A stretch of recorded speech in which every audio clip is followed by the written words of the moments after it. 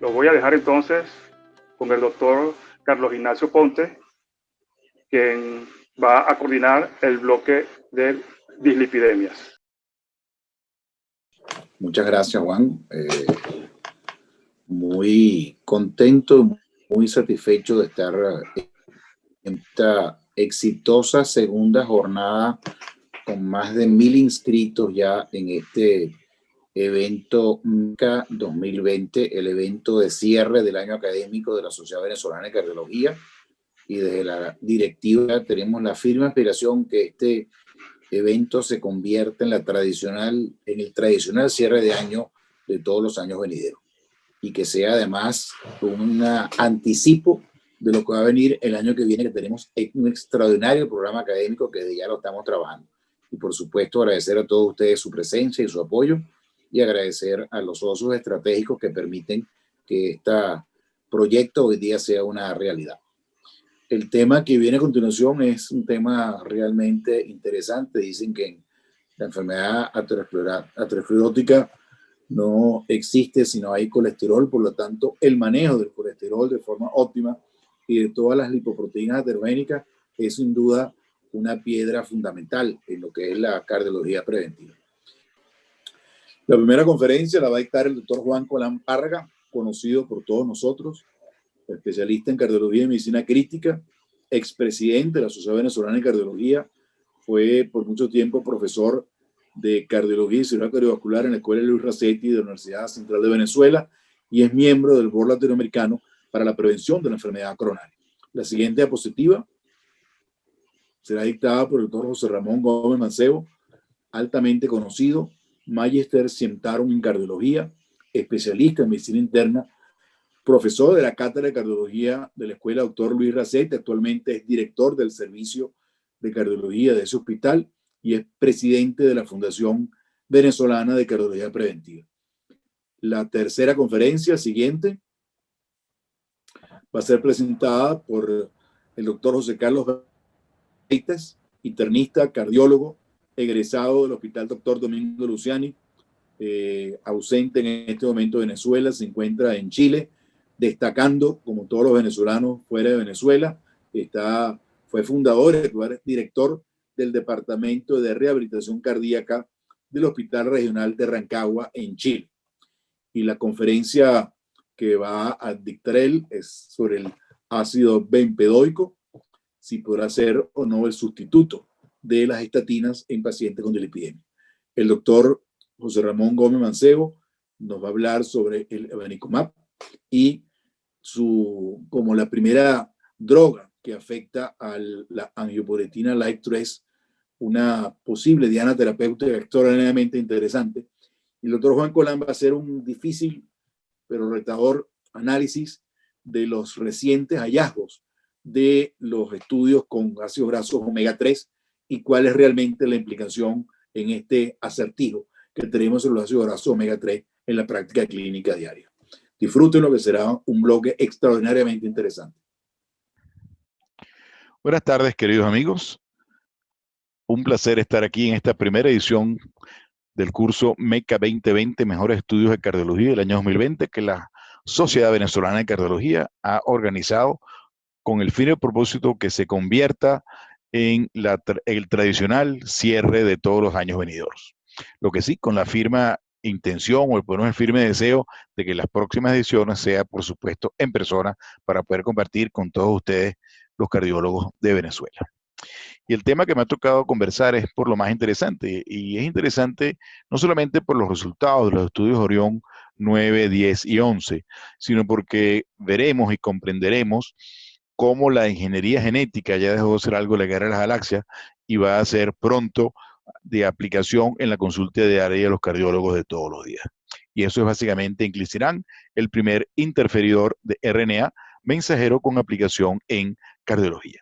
Y esta historia comienza con el descubrimiento de la proproteína convertasa de subticilina quexina tipo 9 o PCSK9, que cambia la historia y saca de letargo lo que venía el tratamiento de la dislipidemia, que hasta ahora pareciera que hubiese llegado al máximo con estatinas, con la combinación de estatinas y ezetimibe.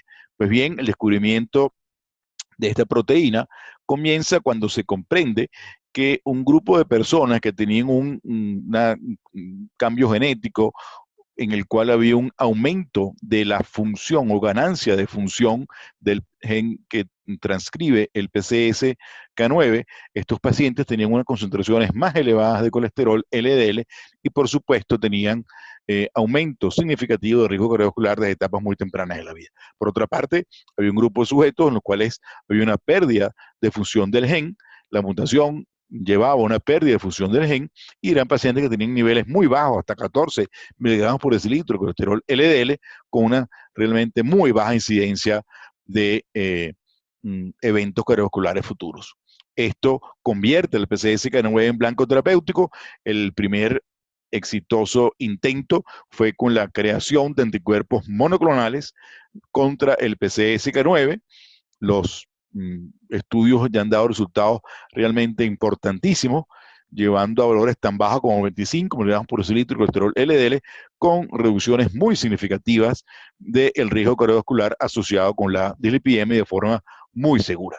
Por otra parte, el nuevo reto terapéutico, el nuevo reto farmacológico era la inhibición de la producción de la proteína PCSK9 a través de bloqueo del RNA mensajero que sintetizaba o que dirigía la síntesis de proteína en el aparato de Golgi y en el retículo sarcoplásmico de la célula. Pues bien, esto es básicamente lo que hace inclisiran, es un interferidor del RNA mensajero, bloqueando de esta manera la transcripción del RNA mensajero y evitando que se sintetice el PCSK9 a través de su función en el retículo sarcoplásmico. Esto lo hace a través de la utilización de un mecanismo existente en las células, que es el silenciamiento genético posttranscripcional. Lo llaman también cosupresión, en el cual básicamente un nucleótido, un polinucleótido antisentido, se posa en el retículo sarcoplásmico y bloquea la acción del RNN silenciándolo, creando lo que se llama el complejo silenciador del RNA mensajero. De esta manera silencian el gene, ya que silencian la expresión del gene, y en este caso el gene que traduce la creación de una proteína que es el PCSK9, al silenciar el gene, se silencia la producción del PCSK9, se elimina prácticamente la producción de PCSK9 por la célula. Pues bien, este mecanismo, que es básicamente el RISC, llamado RISC, o el complejo que induce silenciamiento del RNA, fue motivo de premio Nobel en el año 2006 para sus descubridores Andrew Farr y Craig Mello. Pues bien, y esto es básicamente lo que es inclisiran, es un pequeño RNA interferidor que canaliza y utiliza un proceso natural existente en la célula de interferencia del RNA mensajero, inhibiendo la síntesis del PCSK9 en el hepatocito.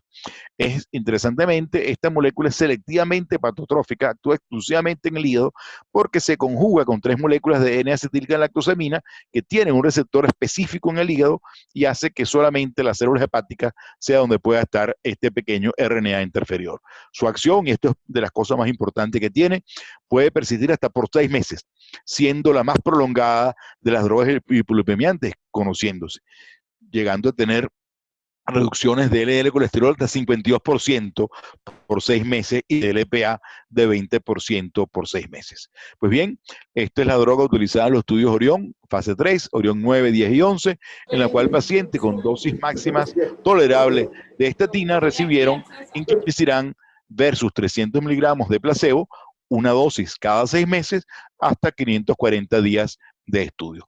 Estas son las 3 características de los 3 estudios. El Orión 9, pacientes con hipercolesterolemia familiar homocigota, heterocigota, que estaban en dosis estables de estatina, con una dieta baja en grasa y colesterol estaba LDL por encima de 100. El Orión 10, pacientes con enfermedad aterosclerótica clínica, enfermedad arterial coronaria, cerebrovascular, enfermedad arterial periférica y un colesterol LDL por encima de 70, y la Orión 11, pacientes con enfermedad cardiovascular aterosclerótica, ya las características antes mencionadas, que tengan diabetes mellitus tipo 2 o que tengan un riesgo de un evento coronario superior a 10 de 20% en los próximos 10 años y que tengan portadores de hipercolesterolemia familiar heterocigoto y que tengan un colesterol LL por encima de 70. Recuerden que todos los pacientes estaban en dosis máximas y estables de estatina y ezetimibe. Pues bien, básicamente son estudios de eficacia y el punto primario entonces es cuál es el porcentaje de cambio del LL versus placebo hasta el día 510, evaluando los promedios en el día 90 y 540. Punto secundario, el cambio del LL a lo largo del tiempo y los cambios en el PCSK9 y los valores de BCK9, que básicamente es la efectividad primaria de esta droga, y los otros parámetros lipídicos. La segunda, seguridad de tolerabilidad. Y tercero, un punto exploratorio, porque no tiene el poder suficiente, cuál era la incidencia en eventos cardiovasculares. Como primera diapositiva interesante, todos los pacientes que recibieron inclisiran tuvieron una significativa reducción de colesterol LL, a pesar de estar recibiendo dosis máxima de estatina y muchos de ellos ezetimibe. El promedio de todos los pacientes fue una reducción de 52%, llegando a reducciones hasta de 80.9%. El averaje en el tiempo fue 52% y el delta final 55% en todos los pacientes.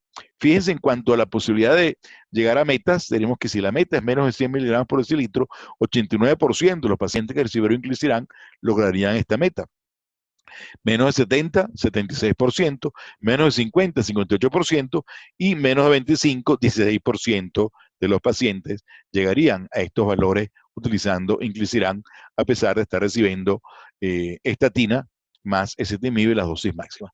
En relación a los otros parámetros lipídicos, un 68% de reducción de PCSK9, 30% de colesterol total, 42% de colesterol no HDL, importante, lipidemia heterogénica, muy similar a lo que ocurre con ApoB, por supuesto, pues son dos valores que están íntimamente relacionados.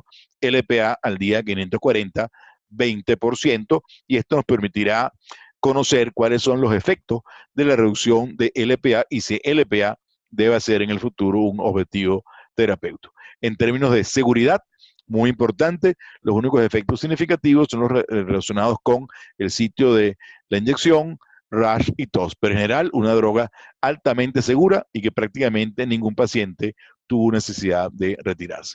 Implicaciones: inclisiran es el primer RNA interferidor de aplicación en cardiología, RNA mensajero, es la droga hipolipemiante con una duración de acción más larga, 180 días, lo que permite ser dosificado una dosis cada 6 meses, es decir, 300 miligramos subcutáneos 2 veces al año.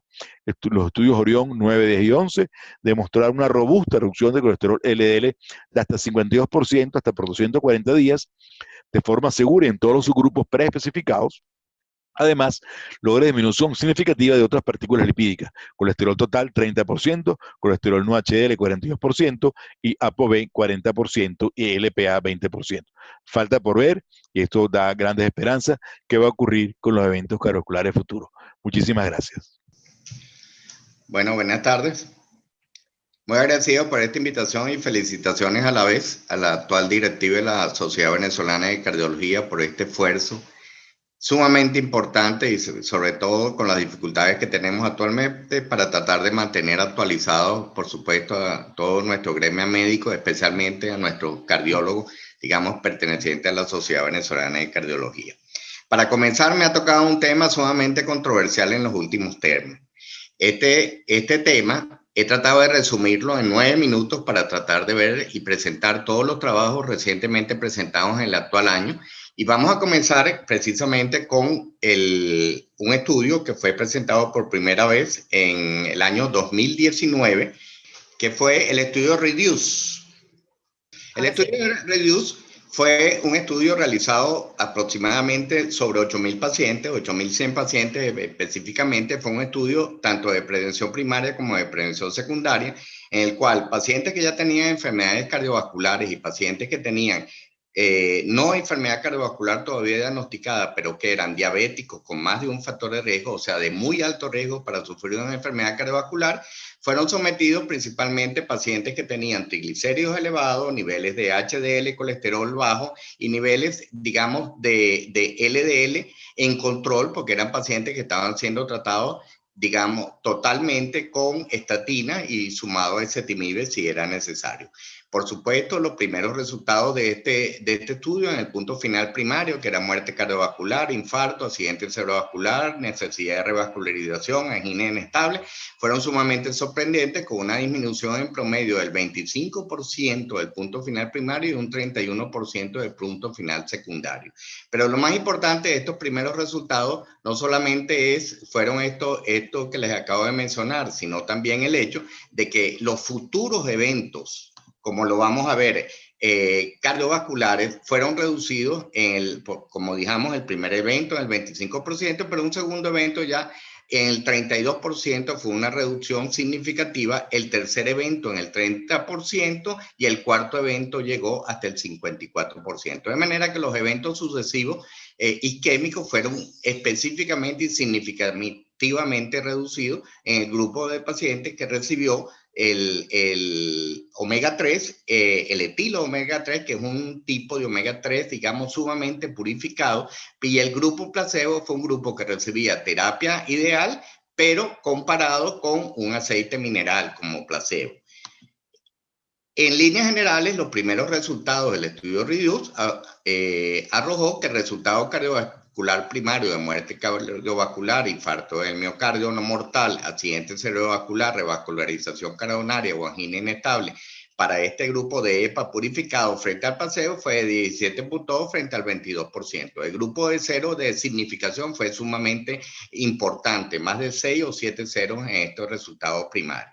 La muerte cardiovascular o infarto de miocardio, 9.6 frente al 12.4% en el grupo placebo que recibió el aceite mineral. De comparación, la necesidad de revascularización fueron 5.3 frente al 7.8%, pero presentó una tendencia a un aumento en arritmia, que fue la fibrilación auricular de 5.3 frente a 3.9. Sí hubo una tendencia, aunque no significativa, en el sangramiento, aunque no fueron sangramientos mayores ni comprometedores de la vida de los pacientes. Por supuesto. Posteriormente aparecieron los resultados en el cual fueron los subestudios, y uno de los subestudios que fueron presentados fue el impacto sobre la revascularización, y les subrayé, digamos, el resumen de estos subestudios para ahorrar tiempo. El tiempo hasta la revascularización coronaria fue significativamente mejor para el grupo del etilo, o sea, purificado del EPA, en comparación con el grupo placebo, 11.4 frente a 16.7. Por supuesto, el número necesario para tratar fue alrededor de 24. La revascularización emergente o urgente también fue reducida del 5.3 frente al 7.8. Por supuesto, esto significó de que el otro subgrupo, que fue el otro subestudio que fue presentado también recientemente en el Congreso Europeo de Cardiología en septiembre de este año, fue el subgrupo de diabetes. La mediana de la hemoglobina glicosilada fue alrededor de 7. El criterio de valoración principal para el purificado frente al placebo, 22.2 frente al 22.2%. El efecto es consistente entre pacientes que eran diabéticos con o sin enfermedad cardiovascular establecida al inicio del estudio. Por supuesto, la muerte cardiovascular o infarto de miocardio fueron 10.2 en el grupo de intervención frente al 13.5 en el grupo placebo. La revascularización urgente o emergente para estos diabéticos fueron 5.7 en el grupo de intervención versus 7.2 en el grupo placebo. También en estos diabéticos hubo una tendencia de 3.5 versus 2.2 de presencia de aumento de episodios de fibrilación auricular. Esto, por supuesto, es comparable, y uno de los subestudios que se presentó fue los niveles de EPA en el transcurso de los 5 años que duró este estudio. Y, por supuesto, los niveles de EPA sanguíneo fueron el 400% de aumento, lo cual significó una relación significativa con los resultados positivos que se obtuvieron en cuanto a punto final primario y punto final secundario, estos niveles de EPA. Pero, sin embargo, digamos, esto no se correlacionó con la disminución en los niveles de triglicéridos o la disminución con los niveles, otros factores bioquímicos como la proteína C reactiva, ya que por el porcentaje de disminución de los triglicéridos debería haber sido un resultado positivo del 6% y no el 25%, lo cual hablaba ya de efectos pleiotrópicos de este tipo de drogas, digamos, no solamente con su papel en cuanto a los niveles de disminución de triglicéridos. De resultados finales, se concluyó que los resultados de este ensayo indican que el uso de 2 gramos de altamente purificado EPA 2 veces al día fue superior al placebo en la reducción de triglicéridos, eventos cardiovasculares y muerte cardiovascular entre los pacientes con triglicéridos altos y enfermedad cardiovascular conocida o aquellos con alto riesgo de desarrollarla y que ya estaban en terapia con estatinas, con niveles de LDL relativamente bien controlados, que fue alrededor de 72 miligramos. Los resultados fueron consistentes entre los pacientes con diabetes. Las tasas de revascularización, como vimos, y de infarto de miocardio fueron menores, mientras que la fibrilación aleteo auricular y el sangrado fueron mayores con este grupo de intervención. Los resultados se mantuvieron, por supuesto, en un cohorte que hicieron sus estudios sobre la población americana. Recientemente, hace 3 semanas, fue presentado en el Congreso de la American Heart el resultado del estudio STRAIN. Este estudio fue realizado con una subpoblación en el cual fueron alrededor de 13,000 pacientes, en los cuales fueron comparados un grupo de intervención en los cuales eran pacientes prácticamente igual o parecidos a los del estudio REDUCE, o sea, con aumento de resistencia a la insulina, triglicéridos elevados, como mencionamos, comparado con un grupo placebo. Ambos grupos recibían una terapia ideal, ya que eran pacientes ya con enfermedad cardiovascular o alto riesgo, pero fueron comparados en el grupo placebo con un aceite de maíz, lo cual ha tenido, digamos, ciertas consecuencias en cuanto a las críticas, en cuanto a los resultados. Este estudio era promediado que durara aproximadamente unos 5 años y fue detenido precozmente a los 3 años, ya que no había una tendencia desde el punto de vista estadístico a que se obtuvieran unos resultados positivos. Por supuesto, de este estudio, el ensayo se detuvo prematuramente, ya que un análisis intermedio indicaba una baja probabilidad de beneficio clínico de ácidos grasos omega 3, ya que cuando se presentaron los 1.384 primeros eventos de punto final primario. De manera que los autores concluyeron lo contrario, que estos hallazgos no apoyan el uso de formulaciones de ácidos grasos omega 3 para reducir los principales eventos cardiovasculares adversos en pacientes de alto riesgo.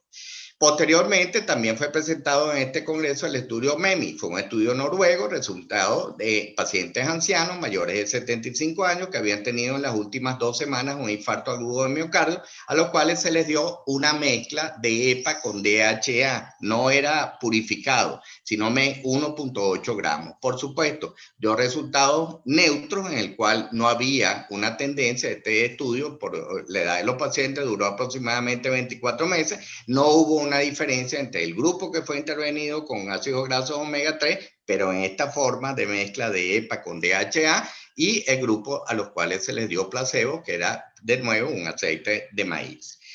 Hace 20 años, en el año 2000, a iniciativa del doctor Obregón, que fue uno de los padres nacional e internacional de los ácidos grasos omega 3, realizamos este estudio que fue sobre 32 pacientes para tratar en aquel momento de ver si pacientes, cuando estábamos comenzando a hacer los primeros estudios con proteínas C reactivas ultrasensibles, si agregar omega 3 en dosis de 1.200 miligramos podía a la estatina, que era en este caso simvastatina 40 miligramos, reducía. Y para aquel momento, que fue una intervención de 4 meses nada más, nos dio en una de las arterias una significación de disminución de la íntima media carotida al ser estudiado, por supuesto, por Doppler carotidio. Por supuesto, obtuvimos una disminución en el grupo de intervención con omega 3 significativa mayor en cuanto a los niveles de proteína C reactiva. Recientemente también se acaba de presentar en el Congreso Europeo de Cardiología en septiembre el estudio de Vaporate, que fueron 80 pacientes con un grupo de pacientes parecido a lo del estudio REDUCE, en el cual se utilizó, en este caso de nuevo, lo mismo que se utilizó en el grupo REDUCE, que fue altamente purificado el EPA, el etilo, en el cual estudiados durante 18 meses a través de tomografía, angiografía por tomografía coronaria, se obtenía la disminución de la placa en cuanto a las placas de baja atenuación, altamente significativas, que son las placas que han demostrado por estos estudios que se han hecho, las más proclives a producir eventos isquémicos, digamos, en un futuro inmediato, una disminución también significativa en cuanto a la placa fibrograsosa, una disminución en cuanto a la placa fibrosa y por supuesto la calcificada, porque nadie regresa a la calcificación. Por supuesto, como vemos, las placas de baja atenuación fueron estadísticamente significativas reducidas en una intervención con este grupo purificado de EPA durante 18 meses. Por supuesto, tenemos ya para finalizar que hablar sobre, digamos, la cascada de la prostaglandina. Y aquí está posiblemente el resultado, como nos decía el doctor Obregón hace más de 35 años, como él lo mencionaba, en el cual en la cascada de la prostaglandina está la explicación de por qué estos resultados neutros que hemos obtenido hasta ahora y de la utilización, en qué forma de los ácidos grasos omega 3. Sabemos, por todos, digamos que a través de la cascada de la prostaglandina se producen, digamos, a través de la intervención, ya sea con omega 3 o omega 6, diferentes, digamos, resultados en cuanto a la liberación de sustancias protrombóticas, ya sea prostaglandinas, trombosanos o leucotrenos. Hay que tomar en cuenta la diferenciación en cuanto a lo que es los omega 3 EPA y los omega 3 DHA. Ambos son vasodilatadores, antitrombóticos, antiinflamatorios, pero el EPA, en primer lugar, se absorbe más rápido y en segundo lugar, los niveles actúa a nivel sistémico, los niveles circulantes de sangre actúan prácticamente en todo el organismo. Los DHA se concentran principalmente en las membranas celulares cerebrales y retinianas y posiblemente aquí esté la base de por qué los resultados, digamos, mixtos que hemos obtenido. De manera que para concluir, la utilidad de los ácidos grasos se los he tratado de resumir en esta lámina. Ya sabemos que el riesgo cardiovascular residual, a pesar de los PSCK9, las estatinas, el ezetimibe, sigue siendo muy elevado. El LDL, como también lo mencionaba hace muchos años el doctor Obregón, no es la meta disminuir. Sabemos que la mayor población mundial, sobre todo en países de bajos recursos, son dislipidemia heterogénica y los ácidos grasos omega 3 han resultado hasta el momento ser coadyuvantes en el tratamiento de esos pacientes, como lo han demostrado estudios grandes como el Reduce, el Jelly, el Evaporate, y la explicación de los resultados mixtos hasta los actuales momentos obedecería al tipo de omega 3 utilizado, la dosis que se ha utilizado hasta el momento y durante qué tiempo lo han utilizado. Y como bien decía el doctor Obregón, la enfermedad cardiovascular es una enfermedad oxidativa, inflamatoria, postprandial y por supuesto mitocondrial. Muchas gracias. Bueno, muy buenas tardes a todos. ¿Cómo están? Gracias por estar aquí. Muchas gracias a los organizadores de la Sociedad Venezolana de Cardiología sobre este producto que estamos viendo hoy para la evidencia científica y la divulgación de los conocimientos nuevos. A mí me encargaron de hablar de la inhibición de la ANGPTL3 por el ivanacumab y el ANGPTL3 es la sigla de la angiopoietina similar 3. De manera que yo voy a hacer primero una breve reposición de la información que tiene que ver con los sustratos a los cuales se puede aplicar esta sustancia y vemos después los resultados de algunos estudios que se han hecho y se han publicado este año.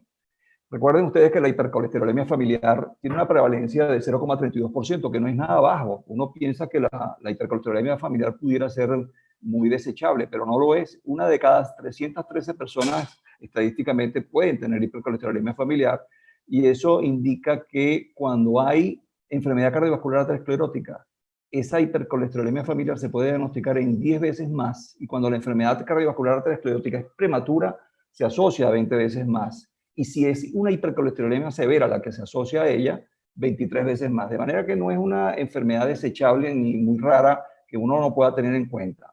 En el estudio SAFEHEART, que fue un estudio hecho en Europa, hubo un seguimiento de casi 4 años a casi 1.493 pacientes con hipercolesterolemia familiar heterocigota, y de ellos se encontró que la presencia de esa enfermedad se asociaba a un 22% de enfermedad cardiovascular aterosclerótica y un 10% de eventos coronarios. De manera que la presencia de enfermedad hipercolesterolémica familiar es un riesgo para el paciente que la tiene si no se controla. Por otro lado está la hipercolesterolemia familiar homocigota, que es rara. Esta sí es rara. Una de cada 300.000 personas la puede tener. Su causa es la pérdida de la función del receptor del LDL y existen variantes que son los alelos homocigotos nulos o alelos no nulos con uno positivo o activo y los alelos de uno solo nulo. De manera que existen variantes, pero que pudieran tener importancia en los tratamientos que podemos ver dentro de un momento. Por supuesto, la hipercolesterolemia familiar homocigota está asociada a aterosclerosis prematura, y eso lo hemos visto en algunos pacientes. El tratamiento, a pesar de los múltiples hipolipemiantes, necesita agregados de tratamiento que son difíciles de realizar, como son la aféresis del LDL. Y cuando no se obtienen estas medidas, hay que entonces agregarle, aparte de las estatinas, los inhibidores del PCSK9, de la proproteína convertasa tipo sensibilicina exina 9. De manera que tenemos dos escenarios terapéuticos para los cuales es difícil de controlar el colesterol y, por supuesto, al ser difícil de controlar el colesterol, es difícil de controlar la mortalidad que produce esta enfermedad. Les traigo aquí un esquema que publicó Higel y Simicas en Circulation, en un estado del arte muy interesante que les invito a revisar en el Circulation Research del año pasado, donde vemos los diferentes lugares donde actúan los medicamentos que hasta este momento conocemos. Por ejemplo, para los conocidos esemetinib a nivel intestinal o lomitapide, en el hígado el mipomersen y el lomitapide también, los fibratos y las estatinas también en el hígado, y vean ustedes que el PCSK9, los inhibidores de PCSK9 actúan sobre los receptores de LDL. La molécula que nosotros vamos a evaluar hoy, que es el evinacumab, actúa sobre el ANGPTL3, que está prácticamente circulante y tiene que ver con las lipasas, no solamente circulantes, sino también del endotelio. De manera que tenemos una posibilidad diferente de actuar sin que tenga que ver con los receptores de el LDL hepáticos. El evinacumab es una sustancia que va a bloquear esa angiopoietina similar 3. Esa angiopoietina similar 3 regula el metabolismo lipídico, inhibiendo las lipasas lipoproteicas y endoteliales, como ya les adelanté. Y cuando se han encontrado variantes, que esa es la razón del descubrimiento, se han encontrado variantes que tienen pérdida de la función de ese ANGPTL3, se asocia a un fenotipo hipolipídico, porque hay disminución de LDL, disminución de triglicéridos y disminución de HDL. Y además se asocia a una disminución del 43% o algo menos de riesgo cardiovascular con respecto a la comparación con la población general.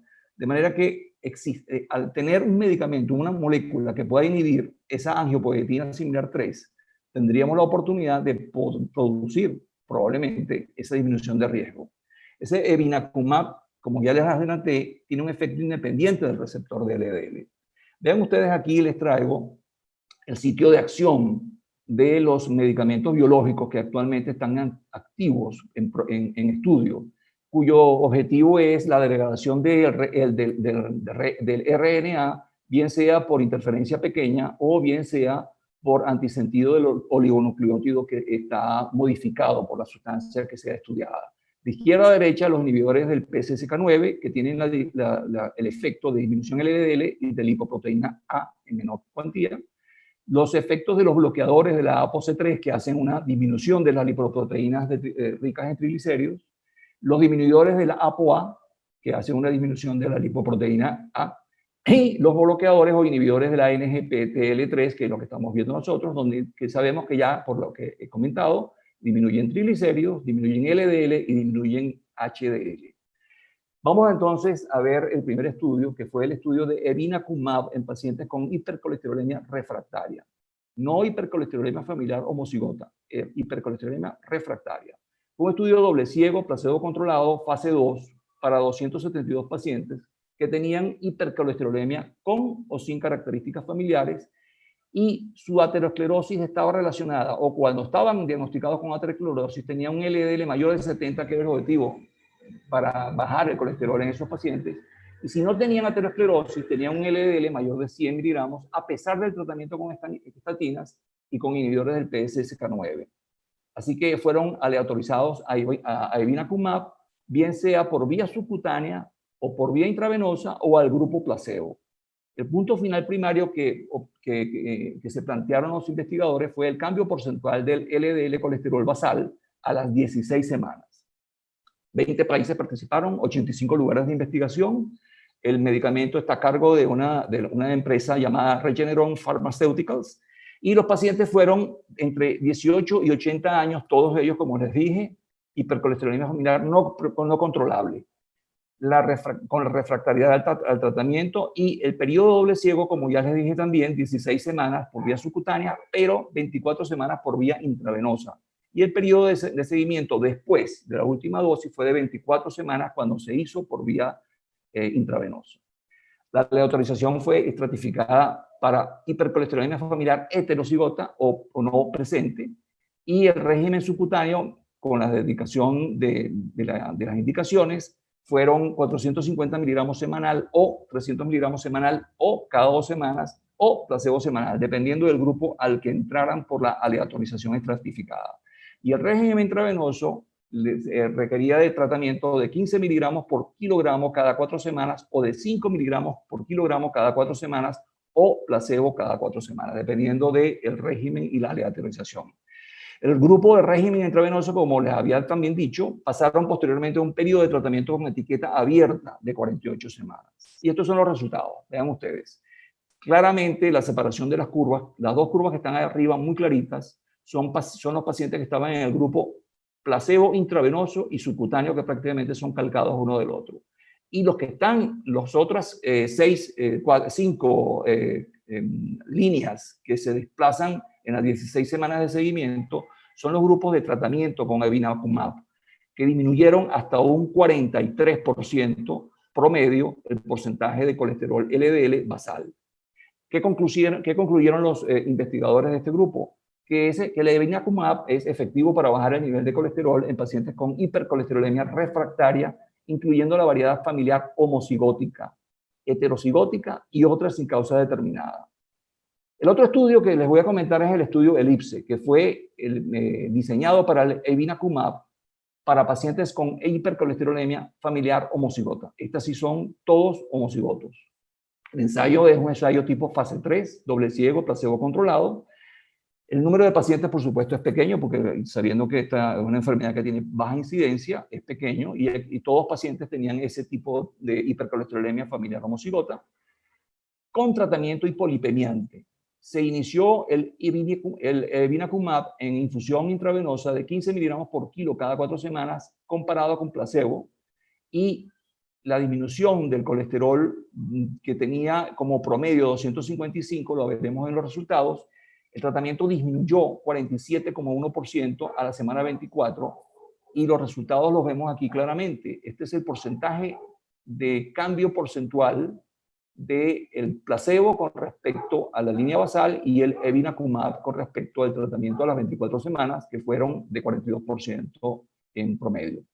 Y este es el cambio absoluto de LDL, que bajó hasta 140 miligramos por decilitro, el LDL del grupo de pacientes que estaba estudiado.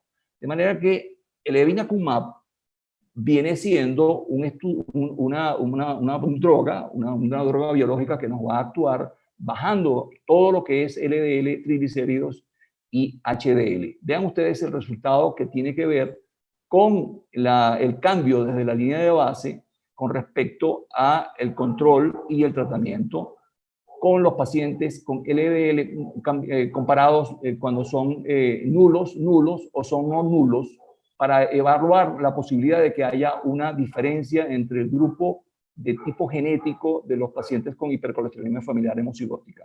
No hay diferencia. Y esto tiene que ver mucho porque este medicamento no actúa relacionado con el receptor de LDL.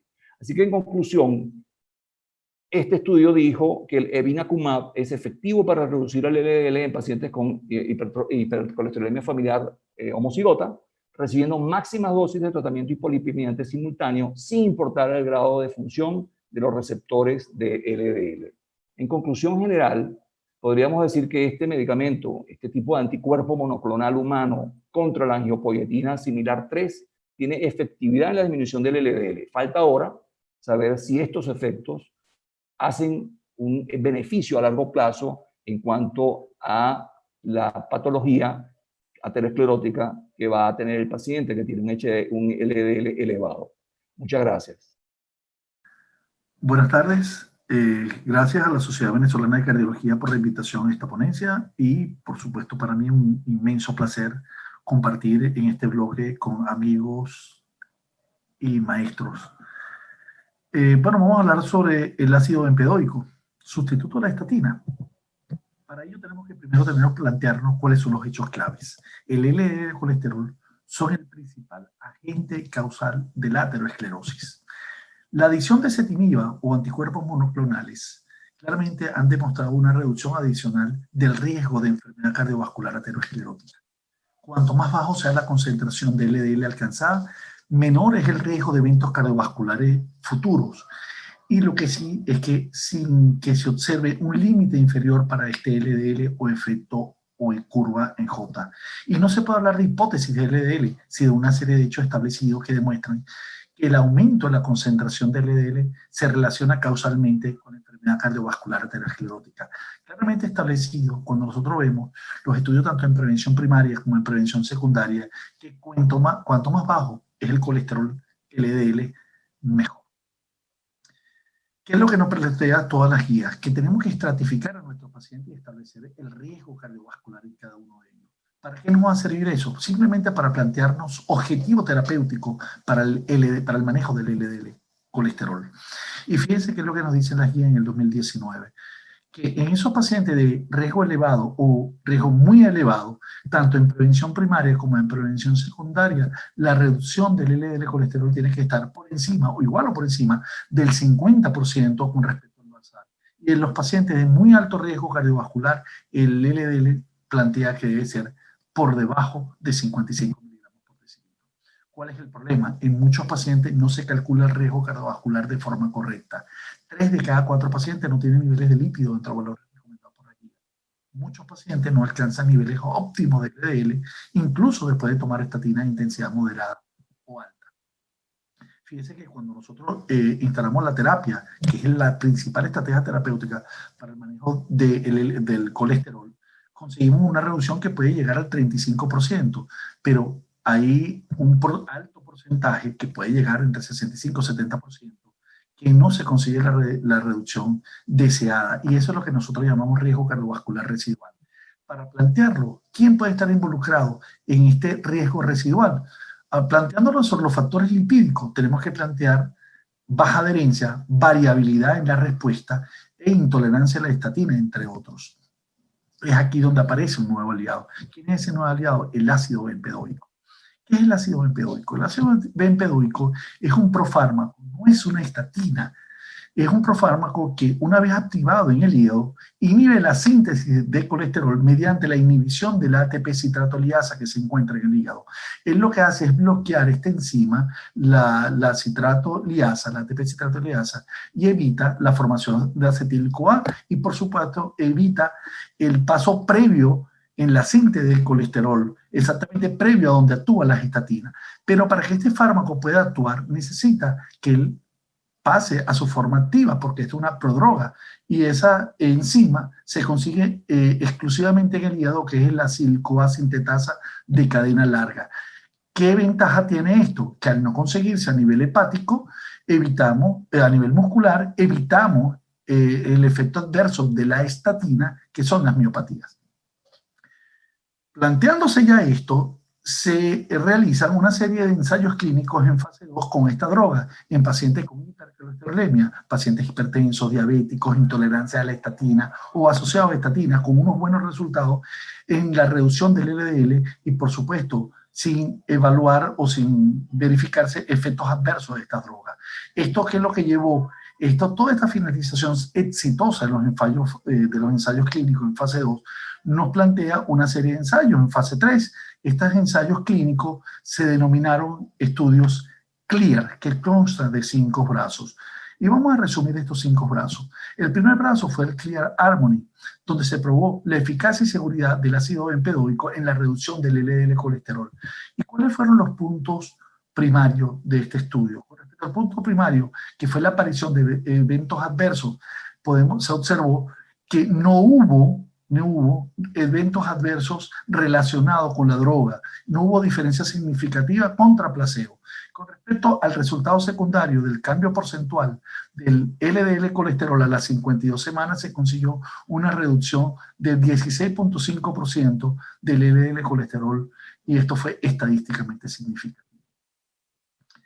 Cuando sale el Clear Harmony, los resultados del Harmony, la FDA lanza una aprobación para el uso de esta droga como terapia para reducir el LDL en pacientes con hipercolesterolemia familiar y con enfermedad cardiovascular aterosclerótica claramente establecido. Otro de los estudios, o de este brazo de los estudios CLEAR, es el Wisdom, donde se probó los efectos del ácido bempedoico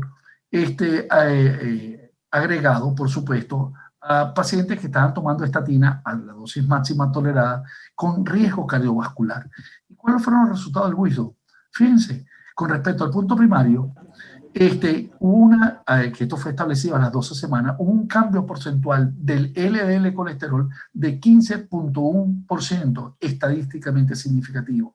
Y con respecto a los resultados secundarios, que fue el seguimiento a las 24 semanas, con esta droga a estos pacientes, la reducción se consiguió un riesgo adicional de 12.1%, también estadísticamente significativo. Y la variación no solamente fue en el LDL colesterol, fíjese con una reducción estadísticamente significativa del colesterol no HDL, de triglicéridos, de ApoB, y algo importante, una reducción de la proteína C reactiva ultrasensible.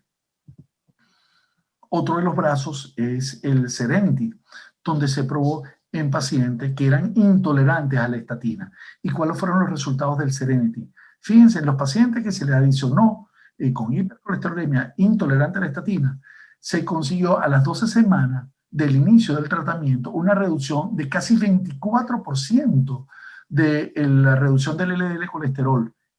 Como pueden observar en la lámina, estadísticamente significativo, con unos resultados en todo el resto de los parámetros lipídicos consecuentes con los estudios previos, tanto en fase 2 como los que se habían hecho ya en fase 3.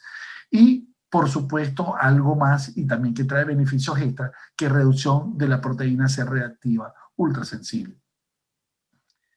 Luego vino el Tranquility. El Tranquility lo que se probó fue asociar esta droga a ezetimibe en pacientes que eran intolerantes a la estatina. ¿Y cuáles fueron los resultados del Tranquility? Fíjense, hubo una reducción de casi 24% del LDL colesterol con respecto al basal, igualito y consecuente con los demás estudios, reducción de todos los parámetros lipídicos y de la proteína C reactiva, que es lo que nos viene a traer esta droga y que es lo que yo traigo a ustedes como mensaje final, que el LDL colesterol es la principal meta lipídica en la prevención cardiovascular. La evidencia actual sugiere que en pacientes con enfermedad cardiovascular y de alto riesgo, la meta del LDL colesterol tiene que ser inferior a 50 miligramos por decilitro. Fijar metas y conseguir metas son el eterno debate. Meta más agresiva genera mayor necesidad de no satisfechas. Hay que usar estatinas de alta intensidad en combinación con ezetimiba y/o con inhibidores del PCSK9 para conseguir la meta propuesta por la guía. El ácido bempedoico viene y llega y nos permite conseguir reducciones adicionales del LDL colesterol y de proteína C reactiva, que puede ser sola, combinada o en pacientes que son intolerantes a la estatina, y que es posible conseguir niveles muy bajos de LDL colesterol sin problemas de seguridad. Muchas gracias.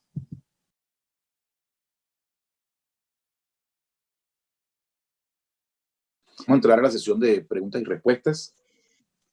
Yo tengo primero una preguntita para el doctor Colán. El doctor Steve Nissen, siempre caracterizado por su bajo pH en sus comentarios y sus editoriales muy críticos y muy devastadores algunos, ha comentado que la realidad, los ácidos grasos omega 3, ninguno sirve para nada, que los resultados del estudio Reduced inclusive son espurios, porque no es que hubo beneficio por el ácido graso EPA, por el ácido eicosapentanoico, sino que el beneficio fue más bien un daño o un deterioro producido por el placebo, que era aceite mineral, y que el aceite mineral, al producir inflamación, al producir oxidación, realmente lo que estamos viendo era un aumento del riesgo por el aceite mineral y no una mejoría del riesgo por el ácido eicosapentanoico. ¿Cuál es tu opinión, querido Juan? Bueno, gracias Carlos por esa pregunta, pues realmente traté de sintetizar en la última lámina los resúmenes que verdad a la luz de hoy existen. Como bien decía, y lo mencioné en varias oportunidades, Osvaldo hace más de 35 años, yo lo decía hace más de 35 años y ha tenido razón. Solamente te voy a comentar esto. El EPA, que la forma purificada del EPA, que es bajo el nombre base, ¿ok? Es un producto de un laboratorio que se llama Amarillo. El EPA Nova, que fue la mezcla de EPA con DHA, un laboratorio de AstraZeneca. Uno usa una forma purificada del EPA y el otro usa una forma sencilla de EPA con DHA. Entonces, te voy a decir nada más una cifra que me quedó realmente sorprendido. Todos conocemos al doctor Nissen. Él se ha caracterizado de no ser un estadístico muy, digamos, capacitado, sino que lo llaman el destructor de las drogas. Pues, y todos sabemos las historias de múltiples drogas a las cuales Nissen le ha dirigido digamos, la campaña negativa.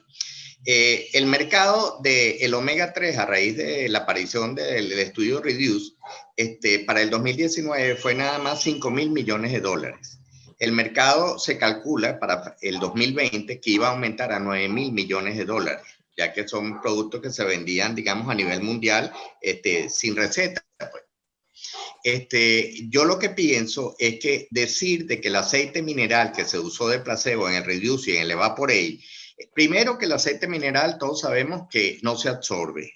Si es cierto, o el porcentaje que se absorbe es muy bajo, que hubo una subida un poquito en el grupo que recibió el aceite mineral de LDL y de proteína C reactiva, pero no fueron significativas desde el punto de vista estadístico para explicar el abrumador disminución, digamos, en cuanto a los puntos finales primarios y secundarios que produjo el grupo de intervención con el purificado, digamos, del EPA.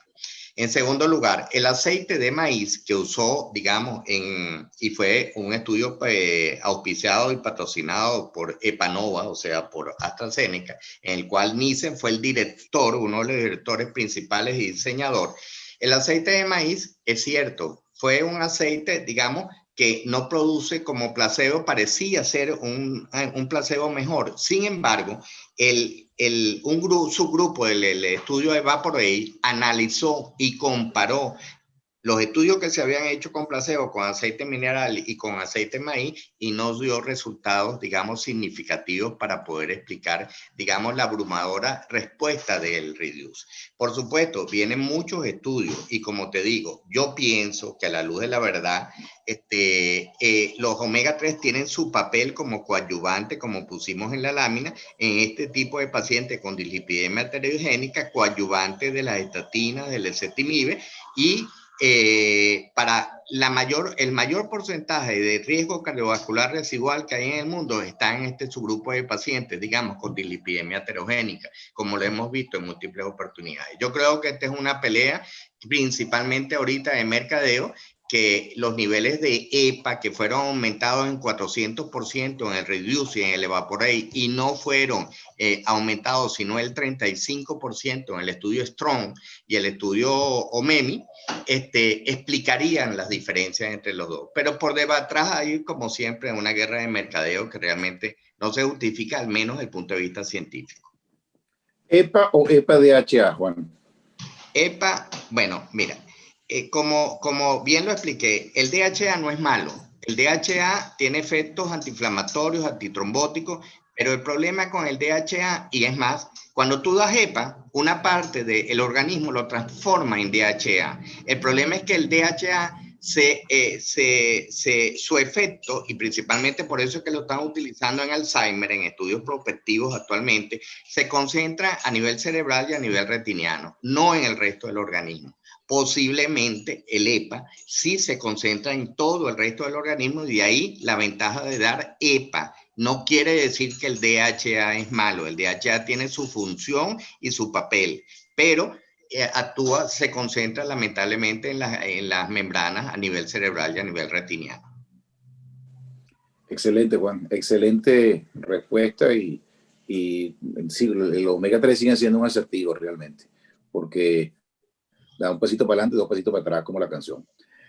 José Ramón, sí, ¿tú crees que los inhibidores o las drogas, porque hay varias estrategias actualmente con silenciadores de genes, pero hay otras que están buscando bloqueantes directos de la lipoproteína similar a la angiopoietina 3, puedan llegar a ser una droga para tratar de forma integral como monoterapia la dislipidemia en general, ya que afecta no solamente el colesterol LDL, sino todas las lipoproteínas portadoras de ApoB?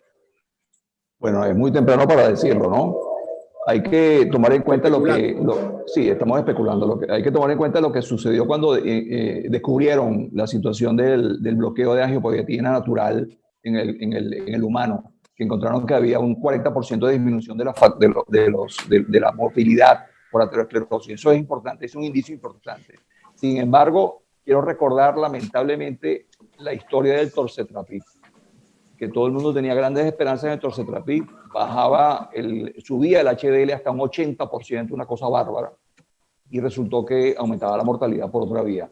Y ahora están utilizando, además, están buscando con experimentación otro trapib, que está en este momento en experimentación fase 3, y que aparentemente ha demostrado que el problema no es la modificación de la transferasa, no es la subida del HDL, el problema es otra vía metabólica que se está descubriendo por esa vía. De manera que es muy temprano para decir que el evinacumab pueda funcionar o que el sustrato de angiopoietina similar 3 sea adecuado. Teóricamente podría serlo, y teóricamente podría ser una droga útil desde el punto de vista unitario, una sola droga para bajar todos los niveles del perfil lipídico que son agresivos para el endotelio. Sin embargo, en estos estudios que hemos visto, había grupos de pacientes tratados con estatinas y con inhibidores de PCSK9. Y a pesar de eso, la disminución fue del 40%, lo cual dice que en los pacientes con hipercolesterolemia familiar homocigota todavía va a costar un poco bajarle los niveles LDL a niveles de protección fisiológicos naturales que pudiera tener ese paciente para evitar enfermedades. Antes de pasar la pregunta a Carlos, han hecho varias preguntas en general sobre la necesidad de demostrar de estas nuevas drogas beneficios cardiovasculares que no lo han logrado en estos estudios. Quiero dejar muy claro que ninguno de estos estudios, ni el del ácido bempedoico, ni el del inclisiran, ni el evinacumab, son estudios con la potencia suficiente para demostrar reducción de eventos. Son estudios que demuestran efectividad y sobre todo seguridad. O sea, la historia está comenzando a escribirse, hay que esperar a ver qué pasa. Ahora, en caso contrario, el ácido bempedoico, Carlos, el ácido bempedoico recibió una vía de aplicación rápida. De hecho, en las guías americanas ya hay recomendación de utilizar bempedoico en pacientes con intolerancia a las estatinas. ¿Tú crees que eso se justifica? ¿Crees que bempedoico es realmente una droga que puede, como estaba la pregunta formulada en tu charla, la droga que va a sustituir a las estatinas por actuar corriente arriba en la vía de síntesis de colesterol? Bueno, Carlos, para responderte a esto, yo creo que es muy precoz. Tú la introducción que hiciste al uso de estas nuevas drogas en esa cascada del manejo de la hipercolesterolemia, hablar ahorita es demasiado precoz. Todos estos estudios lo que han demostrado, sobre todo con el ácido bempedoico, hablando de este tema, es seguridad y eficacia y disminución del LDL. No tenemos todavía un estudio que de paso está en camino, que es el CLEAR Outcome, si Dios quiere terminar para marzo del 2022, donde sí no va a hablar de los puntos finales puntos finales primarios, cardiovasculares, muerte cardiovascular, infarto, revascularización, angina. Ahí nos daría de repente una oportunidad a ver si pudiera calar en esos pacientes, no como sustituto, sino como alternativa a los pacientes que son intolerantes a la estatina. Fíjate que con el uso de estatina podemos conseguir una reducción del LDL hasta un 50%. Y cuando en los estudios que se hicieron ahorita en fase 3, en combinación del ácido bempedoico con la ezetimiba, se considera una reducción del LDL hasta en un 40%. ¿Qué tiene esta droga en particular cuando lo comparamos con los inhibidores del PCSK9? Fíjate que los inhibidores del PCSK9 no modifican la proteína C reactiva. En cambio, esta droga sí. O sea, de repente en esta droga pudiéramos conseguir esos efectos que van más allá de la reducción del LDL y van a ir hacia ¿qué? Hacia esos efectos pleiotrópicos que nosotros le asociamos a las estatinas. Yo pienso que habrá que esperar al outcome, que es para el marzo del 22, a ver qué nos trae. Hasta ahorita, por lo menos los pacientes intolerantes, es bueno para reducir el LDL, sobre todo combinado con ezetimiba. Yo creo que no existe ninguna duda de que el colesterol, mientras más bajo, mejor. Por lo cuanto, yo no tengo duda, por supuesto, hay que esperar que haya un efecto secundario de esta droga. El colesterol, por todas las estrategias, ha demostrado que mientras más bajo se logre, mejor son los resultados. Yo tengo esperanza que el ácido bempedoico y la vinacunab posiblemente tengan beneficios, a menos que tengan resultados negativos en sus efectos secundarios. Y por otra parte, queda una pregunta por demostrar. Comenzando a ver por primera vez drogas que son capaces de bajar la LPA pequeña, cosa que va a ser interesante para saber si esto va a ser solamente un interrogante. Todo esto queda abierto para la discusión del MECA. Gracias por su atención y espero que sigan disfrutando de este extraordinario evento.